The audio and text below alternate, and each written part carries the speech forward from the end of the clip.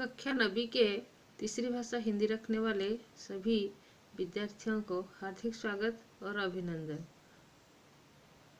बच्चों, पिछले वीडियो में हम वैज्ञानिक चेतना के वाहक चंद्रशेखर वेंकट रमन के बारे में अध्ययन किए थे और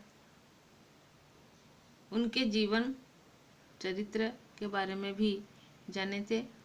तो उन्होंने 11 साल की उम्र में मैट्रिक पास किया, फिर विशेष योग्यता के साथ इंटरमीडिएट पास किया, आगे भौतिकी और अंग्रेजी में स्वर्ण पदक के साथ बीए और प्रथम श्रेणी में एमए की डिग्री हासिल की। मात्र 18 साल की उम्र में कोलकाता में भारत सरकार के वित्त विभाग में नौकरी की। उनकी प्रतिभा से अनेक अध्यापक भी अभिभूत थे। तो रामन भारत में विज्ञान की उन्नति के चिरआकांक्षी थे। रामन का मस्तिष्क विज्ञान के रहस्य को सुलझाने के लिए बचपन से ही बेचैन रहता था। अपने कॉलेज के ज़माने से ही उन्होंने शोध कार्यों में दिलचस्पी लेना शुरू किया था। उनका पहला शोध पत्र फिलोसॉफिकल मैगजीन में प्रकाशित हुआ था। उनकी दिली इच्छा तो यही थी कि वे अपना सारा शोध कार्य को ही समर्पित कर दें, मगर उन दिनों शोध कार्यों को पूरे समय कैरियर के रूप में अपनाने का कोई खास व्यवस्था नहीं थी। प्रतिभावान छात्र सरकारी नौकरी की ओर आकर्षित होते थे, तो रामन भी अपने समय के अन्य सुयोग्य छात्रों की भांति भारत सरकार के वित्त विभाग में अफसर बन गए। उनकी तैनाती कोलकाता में हुई। यहीं तक हमने अध्ययन किए थे।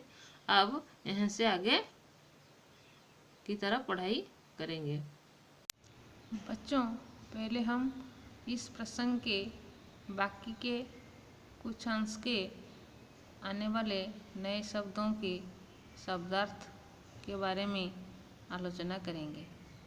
तनख्वाह, इसका समानार्थी है वेतन, माहौल, वातावरण, ठोस राबों, भिल्लोर या मणिप, फोटन, प्रकाश का अंश, एक वर्णीय, एक रंग का, ऊर्जा, शक्ति या बल, क्रांति, आंदोलन, उलटफेर, प्रयास, कोशिश, चेष्टा, भ्रांति, भ्रम धारणा, घटिया, निचले स्तर, फैसला, निर्णय, रुझान, झुकाव, इस्तेमाल, व्यवहार, संरचना, गठन रीति, अक्षुण्ण, अखंडित। ये सब शब्दों का अर्थ याद रखो। कोलकाता में सरकारी नौकरी के दौरान उन्होंने अपने स्वाभाविक रुझान को बनाए रखा। दफ्तर से फुर्सत पाते ही लौटते हुए बहु बाजार आते, जहाँ Indian association for the cultivation of science की प्रयोगशाला थी। तो कलकत्ता में बहु बाजार में एक प्रयोगशाला था जिसका नाम था Indian association for the cultivation of science. वो जैसे ही दफ्तर से फुर्सत मिलता वो वहीं पर आ जाते। यह अपने आप में एक अनूठी संस्था थी। ये जो प्रयोगशाला उस समय एक अनोखी संस्था थी जिसे कलकत्ता के एक डॉक्टर महेंद्रलाल सरकार ने वर्षों की कठिन मेहनत और लगन के बाद खड़ा किया था। जो इस प्रयोगशाला को प्रस्तुत करने वाले जो संस्था था उसका स्थापना किसने किया था? डॉक्टर महेंद्रलाल सरकार। इस संस्था का उद्देश्य था देश में वैज्ञानिक चेतना का विकास करना। ये जो प्रयोगशाला का जो संस्था था इसका उद्देश्य क्या था? देश में वैज्ञानिक चेतना का बढ़ावा देना और विकास करना। अपने महान उद्देश्यों के बावजूद इस संस्था के पास साधनों का नितांत अभाव था। संस्था का लक्ष्य तो महान था, परंतु जो साधनों का नितांत अभाव था। जो प्रयोगशाला में जो सब उपकरण होते हैं इनका बड़ा ही अभाव था। रामन इस संस्था की प्रयोगशाला में कामचलाऊ उपकरणों का इस्तेमाल करते हुए शोध कार्य करते। रामन अपनी ये जो काम चलाने वाले कुछ उपकरणों के व्यवहार करते हुए उन्होंने अपना गवेषणा कार्य यानी शोध कार्यों को आगे बढ़ाया। यह अपने आप में एक आधुनिक हठयोग का उदाहरण था। तो आधुनिक हठयोग किस लिए कहा गया है? हठयोग एक योग साधना का एक कुछ साधना होता है जो कि बहुत कठिन होता है। तो उसी तरह रमन की ये जो प्रयोगशाला में आकर मामूली सी उपकरण में प्रयोगशाला में जो शोध कार्य वो करते रहे, इसको आधुनिक हठयोग के साथ तुलना की गई। बहुत कड़ी मेहनत से उन्होंने ये साधना जारी रखा, जिसमें एक साधक दफ्तर में कड़ी मेहनत के बाद बहु बाजार की इस मामूली सी प्रयोगशाला में पहुंचता और अपनी इच्छा शक्ति के जोर से भौतिक विज्ञान को समृद्ध बनाने का प्रयास करता। तो एक साधक की तरह वो दफ्तर में भी कड़ी मेहनत करते और बहु बाजार में इस मामूली प्रयोगशाला में आकर भौतिक विज्ञान को समृद्ध बनाने के लिए प्रयास करते। उन्हीं दिनों वे वाद्य यंत्र की ओर आकृष्ट हुए। उसी समय जब वे प्रयोग करते थे भौतिक विज्ञान में, उन्हीं दिनों वाद्य यंत्र की ओर आकृष्ट हुए। भारतीय वाद्य यंत्र जितने सारे थे, वे वाद्य यंत्रों की ध्वनियों के पीछे छिपे वैज्ञानिक रहस्यों को पढ़ते खोलने का प्रयास कर रहे थे। तो वाद्य यंत्र जब हम बजाते हैं तब मधुर ध्वनियाँ निकलती हैं। तो वो ध्वनियों के पीछे जो रहस्य होता था उस रहस्यों की परतें खोलने का वो प्रयास कर रहे थे। इस दौरान उन्होंने अनेक वाद्य यंत्रों का अध्ययन किया, जिनमें देसी और विदेशी दोनों प्रकार के वाद्य यंत्र थे। उसी समय उन्होंने क्या किया? वाद्य यंत्रों का अध्ययन किया, जिसे देसी हो या विदेशी वाद्य यंत्र, दोनों प्रकार के वाद्य यंत्रों का बारे में उन्होंने अध्ययन जारी रखा। वाद्य यंत्र पर किए जा रहे शोध कार्य के दौरान उनके अध्ययन के दायरे में जहाँ वायलिन, चेलो या पियानो जैसे विदेशी वाद्य आए, वही वीणा, तानपुरा और मृदंगम पर भी उन्होंने काम किया। देसी विदेशी दोनों तरह की जो वाद्य यंत्र थे, उन सब के जो निकलते हैं मधुर ध्वनियाँ, तो उसी के बारे में उन्होंने काम किया। उन्होंने वैज्ञानिक सिद्धांतों के आधार पर पश्चिमी देशों की इस भ्रांति को तोड़ने की कोशिश की कि भारतीय वाद्य यंत्र विदेशी वाद्यों की तुलना में घटिया है। तो पश्चिमी लोग हमेशा भारतीय वाद्य यंत्रों को पश्चिमी देशों की जो भ्रांति था, भारतीय वाद्य यंत्र विदेशी वाद्य यंत्रों की तुलना में घटिया है, इस धारणा का उन्होंने खंडन किया और उसका भ्रांति उन्होंने दूर किया पश्चिमी देशों की। वाद्य यंत्रों के कंपन के पीछे छिपे गणित पर उन्होंने अच्छा खासा काम किया और अनेक शोध पत्र भी प्रकाशित किए। तो वाद्य यंत्र के पीछे जो कंपन, वाद्य यंत्रों के कंपन के पीछे जो गणित है, क्यों कंपन होता है, उन्होंने अच्छा खासा काम किया और अनेक शोध पत्र की प्रकाशित किए। शोध पत्र क्या होता है? जो रिसर्च पेपर होता है, उन्होंने जो तथ्य निकाला उसे जो पेपर में लिखे उसको शोध पत्र कहते हैं। उस जमाने के प्रसिद्ध शिक्षा शास्त्री सर आशुतोष मुखर्जी को इस प्रतिभावान युवक के बारे में जानकारी मिली। तो उस जमाने में एक प्रसिद्ध शिक्षा शास्त्री थे, उनका नाम था सर आशुतोष मुखर्जी। तो उनको ये जानकारी मिली इस प्रतिभावान युवक के बारे में। उन्हीं दिनों कलकत्ता विश्वविद्यालय में प्रोफेसर का नया पद सृजित हुआ था।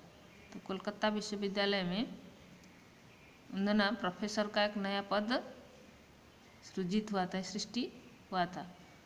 मुखर्जी महोदय ने रामन के समक्ष प्रस्ताव रखा कि वे सरकारी नौकरी छोड़कर कलकत्ता विश्वविद्यालय में प्रोफेसर का पद स्वीकार कर लें। तो मुखर्जी महोदय ने रामन के समक्ष प्रस्ताव रखा कि वो सरकारी नौकरी छोड़ के इस विश्वविद्यालय में प्रोफेसर का पद स्वीकार कर लें। उन्हें ऑफर दिया। रामन के लिए यह कठिन निर्णय था। उस जमाने के हिसाब से वे एक अत्यंत प्रतिष्ठित सरकारी पद पर थे। वे एक अव्वल नंबर के सरकारी कर्मचारी थे जिसके साथ मोटी तनख्वाह और अनेक सुविधाएं जुड़ी हुई थी। सिर्फ नौकरी, मोटी रकम उन्हें मिलता था तनख्वाह के रूप में, और बहुत सारे सरकारी सुविधाएं भी जुड़ी हुई थी। उन्हें नौकरी करते हुए 10 वर्ष बीत चुके थे। तो जो सरकारी नौकरी करते थे वित्त विभाग में, उच्च ओहदे पर थे, तो उन्हें सरकारी मोटी तनख्वाहों के साथ साथ बहुत सारे सुविधाएं भी मिलती थी। ऐसी हालत में सरकारी नौकरी छोड़कर कम वेतन और कम सुविधाओं वाली विश्वविद्यालय की नौकरी में आने का फैसला करना हिम्मत का काम था। तो लोग हमेशा बहुत के पीछे भागते हैं, कम सुख सुविधा के पीछे कोई नहीं भागता, परंतु ये उनके लिए एक हिम्मत का काम था, जो कि अच्छी नौकरी छोड़ के कम वेतन वाले, कम सुविधाओं वाली विश्वविद्यालय की नौकरी को अपनाए। ये उनके लिए एक कठिन निर्णय का समय था। रामन सरकारी नौकरी की सुख सुविधाओं को छोड़ सन 1917 में कलकत्ता विश्वविद्यालय की नौकरी में आ गई। तो 1917 में कलकत्ता विश्वविद्यालय की नौकरी करने वो आ गए, सरकारी नौकरी को छोड़ दिया। उनके लिए सरस्वती की साधना सरकारी सुख सुविधाओं से कहीं अधिक महत्वपूर्ण थी। तो वे थे सरस्वती की साधना, यानी ज्ञान की तरफ जिनकी झुकाव था, वो सारी सुख सुविधाओं को छोड़कर सरस्वती की साधना करने के लिए विश्वविद्यालय को चले आए। कलकत्ता विश्वविद्यालय के शैक्षणिक माहौल में भी अपना पूरा समय अध्ययन, अध्यापन और शोध में बिताने लगे।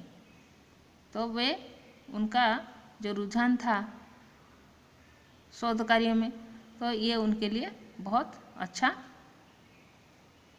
समय था। वे क्या किया ना, पूरा समय उनका अध्ययन भी किया, अध्यापन भी किया और शोध में भी बिताने लगे।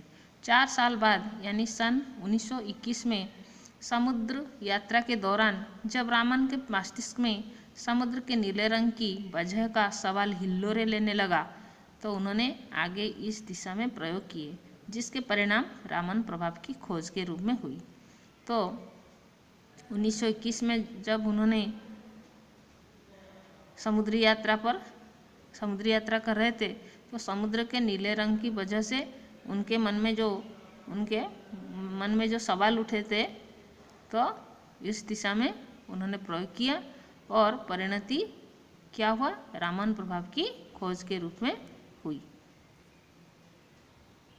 रामन ने अनेक ठोस रबों और तरल पदार्थों पर प्रकाश की किरणों के प्रभाव का अध्ययन किया। उन्होंने पाया कि जब एक वर्णीय प्रकाश की किरण किसी तरल या ठोस रबेदार पदार्थ से गुजरती है, तो गुजरने के बाद उसके वर्ण में परिवर्तन आता है। तो उन्होंने ठोस रबों यानी मणिभ, ठोस रबों का मतलब है मणिभ या बिल्लोर, जब तरल पदार्थ पर प्रकाश की किरण के प्रभाव का अध्ययन किया उन्होंने क्या पाया ना, एक वर्णीय प्रकाश, एक रंग के जो प्रकाश होता है, इसके किरण किसी तरल या ठोस रबेदार पदार्थ से गुजरती है, तो गुजरने के बाद उसके वर्ण में परिवर्तन आता है। वजह यह होती है कि एक वर्णीय प्रकाश की किरण के फोटान जब तरल या ठोस रबे से गुजरते हुए इनके अणुओं से टकराते हैं, तो इस टकराव के परिणाम स्वरूप वे या तो ऊर्जा का कुछ अंश खो देता है या पा जाते हैं। वो फोटान क्या होता है? फोटान है प्रकाश का अंश। तो उन्होंने क्या पाया ना, एक वर्णीय प्रकाश की किरण के जो प्रकाश का जो अंश वो तरल या ठोस रबे से जब गुजरता है, तो अणुओं से जब टकराते हैं, तो इस टकराव से क्या होता है ना, परिणाम स्वरूप ऊर्जा का कुछ अंश खोता है, नहीं तो पा जाते हैं। तो दोनों ही स्थितियाँ प्रकाश के वर्ण में बदलाव लाती है। दोनों स्थिति में, या खोने के स्थिति में और पाने के स्थिति में, प्रकाश के वर्ण में बदलाव आती है। एक वर्णीय प्रकाश की किरणों में सबसे अधिक ऊर्जा बैंगनी रंग के प्रकाश में होती है। बैंगनी यानी जिसे हम अंग्रेजी में बोलते हैं वायोलेट कलर। तो जैसे उन्होंने एकवर्णीय प्रकाश की किरणों में सबसे अधिक ऊर्जा किस प्रकाश को मिलता है? बैंगनी रंग को। इसको याद रखो बच्चों। बैंगनी के बाद क्रमशः नीले, आसमानी, हरे, पीले, नारंगी और लाल वर्ण का नंबर आता है। इस प्रकार लाल वर्णीय प्रकाश की ऊर्जा सबसे कम होती है। तो किसके बाद किसे? पहले बैंगनी, उसके बाद नीले, इसके बाद आसमानी, हरे, पीले, नारंगी और लाल वर्ण सबसे अंत में आता है और इसका ऊर्जा सबसे कम होती है लाल वर्ण की। एक वर्णीय प्रकाश तरल या ठोस रवों से गुजरते हुए जिस परिमाण में ऊर्जा खोता है या पाता है, उसी हिसाब से उसका वर्ण परिवर्तित हो जाता है। रामन की खोज भौतिकी के क्षेत्र में एक क्रांति के समान थी। रामन ने ये जो खोज की भौतिकी में, तो ये भौतिकी क्षेत्र में एक क्रांति के समान, एक आंदोलन के समान थी। इसका पहला परिणाम तो यह हुआ कि प्रकाश की प्रकृति के बारे में आइंस्टाइन के विचारों का प्रायोगिक प्रमाण मिल गया। आइंस्टाइन के पूर्ववर्ती वैज्ञानिक प्रकाश का तरंग के रूप में मानते थे, मगर आइंस्टाइन ने बताया कि प्रकाश अति सूक्ष्म कणों में की तीव्र धारा के समान है। तो इसका जो पहला परिणाम था, प्रकाश की प्रकृति के बारे में आइंस्टाइन के जो विचार था उसका एक प्रायोगिक प्रमाण मिल गया। आइंस्टाइन के पूर्ववर्ती जो वैज्ञानिक प्रकाश को तरंग के रूप में मानते थे, मगर आइंस्टाइन ने बताया कि प्रकाश अति सूक्ष्म कणों की तीव्र धारा के समान है। तो इन अति सूक्ष्म कणों की तुलना आइंस्टाइन ने बुलेट से की और इन्हें फोटॉन नाम दिया। तो इन अति सूक्ष्म कणों की तुलना आइंस्टाइन ने बुलेट से की और उसका नाम दिया फोटॉन। इन्हें फोटॉन नाम दिया। रामन के प्रयोग ने आइंस्टाइन की धारणा का प्रत्यक्ष प्रमाण दे दिया। आइंस्टाइन ने जो नाम दिया था, उन्होंने जो मत प्रकाश किया था, उसका उस धारणा का प्रत्यक्ष प्रमाण और उसका सही बताया और उसके लिए कैसे परीक्षा करके इसको प्रमाणित कर दिया था रामन ने। क्योंकि एक वर्णीय प्रकाश के वर्ण में परिवर्तन यह साफ तौर पर प्रमाणित करता है कि प्रकाश की किरण तीव्रगामी सूक्ष्म कणों के प्रभाव के रूप में व्यवहार करती है। रामन की खोज की वजह से पदार्थों के अणुओं और परमाणुओं की आंतरिक संरचना का अध्ययन सहज हो गया। जो रामन इफेक्ट यंत्र निकाला, यानी रामन प्रभाव, ये जो तस्वीर आप देख रहे हैं वो है रामन प्रभाव का यंत्र था। रामन की खोज की वजह से पदार्थों के अणुओं और परमाणुओं की आंतरिक संरचना का अध्ययन सहज हो गया। पहले से इस काम के लिए इंफ्रारेड स्पेक्ट्रोस्कोपी का सहारा लिया जाता था। पहले ये अणुओं और परमाणुओं की जो आंतरिक संरचना का जो अध्ययन करने के लिए इंफ्रारेड स्पेक्ट्रोस्कोपी का सहारा लिया जाता था। यह मुश्किल तकनीकी है और गलतियों की संभावना बहुत अधिक रहती है। रामन की खोज के बाद क्या हुआ? रामन की खोज के बाद पदार्थों की आणविक और परमाणुविक संरचना के अध्ययन के लिए रामन स्पेक्ट्रोस्कोपी का सहारा लिया जाने लगा। रामन की खोज के बाद पदार्थों की आणविक और पारमाणविक संरचना के अध्ययन के लिए रामन स्पेक्ट्रोस्कोपी का सहारा लिए जाने लगे। तो पदार्थों में जो अणु संबंधित और परमाणु संबंधित जो संरचना है, तो इसके अध्ययन के लिए रामन का जो स्पेक्ट्रोस्कोपी उसका सहारा लिए जाने लगा। यह तकनीकी एक वर्णीय प्रकाश के वर्ण में परिवर्तन के आधार पर पदार्थों के अणुओं और परमाणुओं को संरचना की सटीक जानकारी देती है। इस जानकारी की वजह से पदार्थों का संश्लेषण प्रयोगशाला में करना तथा अनेक उपयोगी पदार्थों का कृत्रिम रूप से निर्माण संभव हो गया है। ये जो टेक्निक था, जो एक वर्णीय प्रकाश के वर्ण में परिवर्तन के जो आधार पदार्थ के अणुओं और परमाणुओं की जो संरचना थी, उसका सटीक जानकारी यह दिया। इस जानकारी की वजह से पदार्थों का जो संश्लेषण यानी मिलन जो संभव हुआ संश्लेषण का प्रयोगशाला में करना तथा अनेक उपयोगी पदार्थों का कृत्रिम रूप में निर्माण संभव हो गया है। तो बच्चों, आज हम इतने तक ही पढ़ेंगे, बाकी का बाद में हम अध्ययन करेंगे। आज के लिए इतना ही। धन्यवाद।